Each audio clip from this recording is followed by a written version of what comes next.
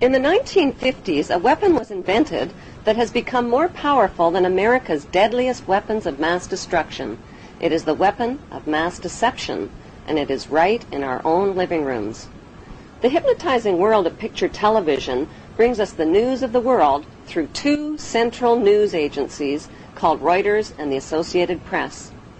The Rothschilds bought Reuters in the 1800s, which later bought the Associated Press and made the Rothschild family owners of the world's largest central news services.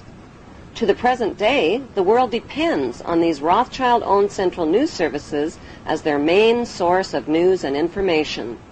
In his book called Who Owns the TV Networks, author Eustace Mullins claims that the major TV networks, radio stations, newspapers, and publishing empires are controlled by the Rothschild, Rockefeller, and J.P. Morgan money cartels through their corporate conglomerates.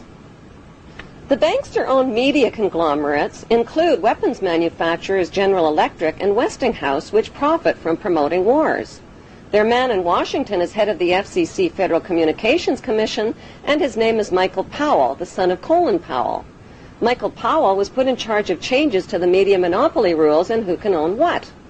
Joining public opposition to Michael Powell's FCC deregulation policies, Senator Byron Dorgan had this to say. Seldom have I seen a regulatory agency cave in so completely to the big economic interests. That's exactly what happened today with the FCC rules. And Chairman Powell kept suggesting slight modifications. It's not slight at all. This is a big deal. It's going to affect what the American people can see, can hear, can read. And let me emphasize something that was in your setup piece.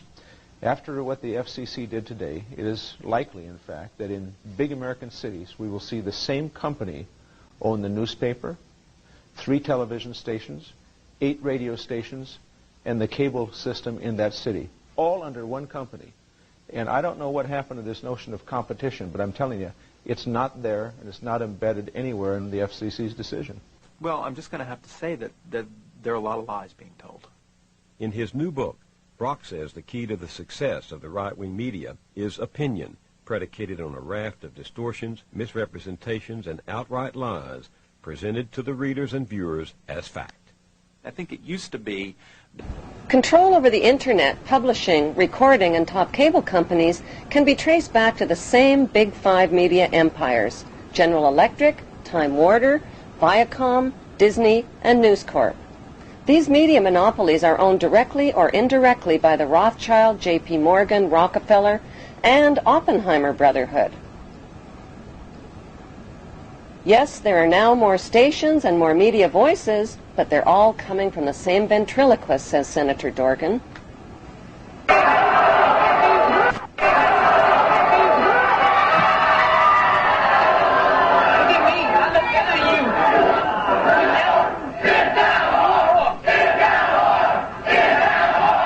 Every TV show needs corporate sponsors, and corporate sponsors sponsor pro-business, pro-government programming, and journalists who support the agenda of the Big Five media owners.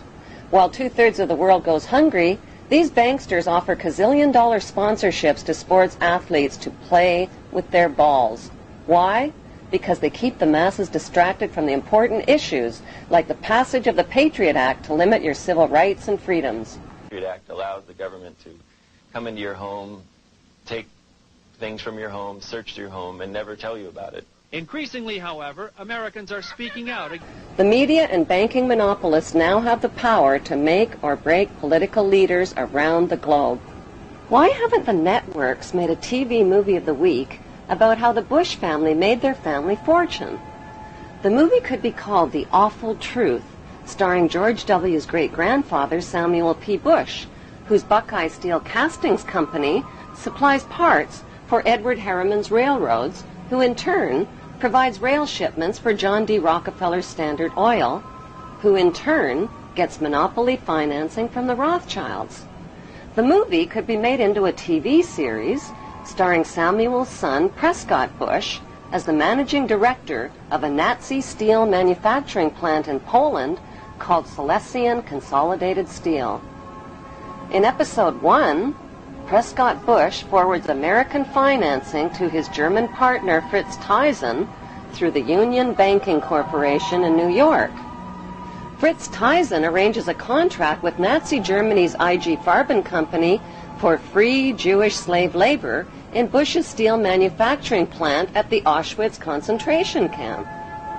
Episode 2 shows Skull and Bonesman Prescott Bush and Averell Harriman getting caught under Trading with the Enemy Act as the U.S. government moves in and seizes all of their shares in Union Banking Corporation.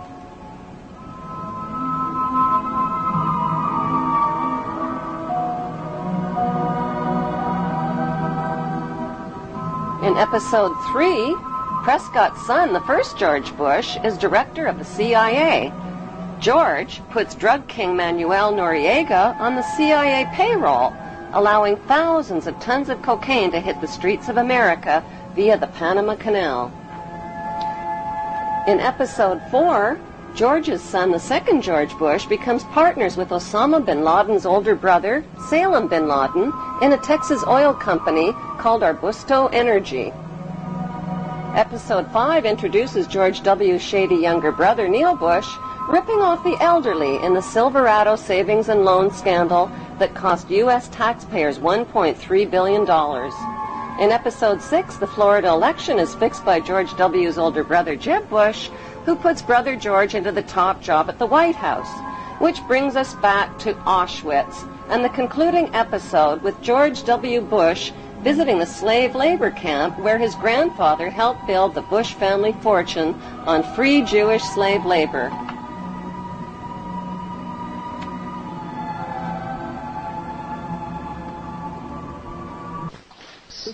The sites are a sobering reminder that of the power of evil and the need for people to resist evil.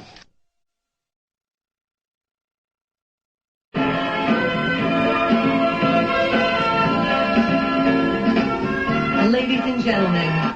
As a follow-up to the TV series, an award show could celebrate the 20-year friendship of the Bush and bin Laden families and their shared investment in the Carlyle Group.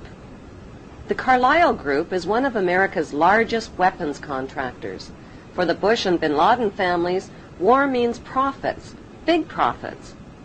Although the media creates the illusion of freedom of the press, the dominant opinion and messages always serve the banksters' agenda. Messages like, support your troops or you're a traitor to America. But who are the troops? Many are teenagers whose childhood entertainment was shooting out the blood and guts of virtual people in places that are virtually real. Now they're blowing up real people in places that are really real, like schools, hospitals, and villages filled with families and children. Burns, open wounds, amputations, spinal cord injuries, broken bones, eyes that have been sprayed with shrapnel. The list is long and predictable. The chilling reality is that up to 15% of the tax money deducted from your paycheck each month buys the bombs and pays the salaries of troops to commit these atrocities. Rivers of blood from innocent families and their children is on everybody's hands. The plan for world domination by the banksters cannot be accomplished without your cooperation. That plan was formulated in 1773 at Mayor Rothschild's goldsmith shop by 13 influential German Jewish families. Among them were Rothschild, Oppenheimer, Warburg, and Schiff. Their formula for global control is the 3M formula: money control, media control, and military control. 2, 1, mark, and we will have it. Like changes to the rules that gave these families the media and money monopolies, new laws are being passed to transfer military control to them by privatizing the military. But if they're killing terrorists, who cares if they are government soldiers or corporate soldiers? A more important question to ask is, who exactly are the terrorists and where do terrorists get their training? The answer is right smack in America at Fort Benning, Georgia. Until January 2001, America's terrorist training school was called School of the Americas, but because of massive protests against its activities, the name was changed to WISC, Western Hemisphere Institute for Security Cooperation.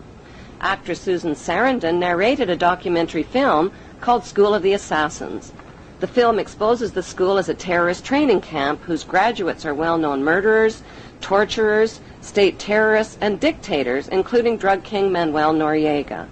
The role of terrorists in the bankster-owned media is to scare the living tax dollars out of citizens, and timing is everything. On the second anniversary of the 9/11 attack on the World Trade Center, George Bush asked for an $87 billion increase in military spending.